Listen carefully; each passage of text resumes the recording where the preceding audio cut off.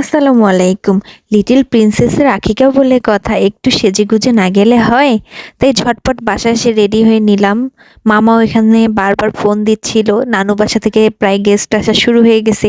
তাই আমরা ঝটপট মামে মিলে বেরিয়ে পড়লাম। মানে এসে দেখি নানু বাসা থেকে প্রায় সবাই চলে এসেছে, আমরাই আজকে লেট করেছি। সবাই এসে খেতেও বসে পড়েছে।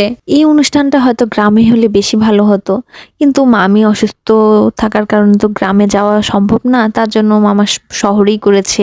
গ্রাম থেকে প্রায় সবাই এসেছে মামার মেয়েকে দেখতে। আমরা এসে দেখি আমাদের ছেড়ে শিলারাও খেতে বসে পড়েছে। শিলা বলতেছে, তোমরা বসনি? হাওয়ার দেখলে আর শিলা ঠিক থাকতে পারে না, আগেই খেয়ে নেয়। খেতে খেতে তার লিপস্টিক গেল উঠে।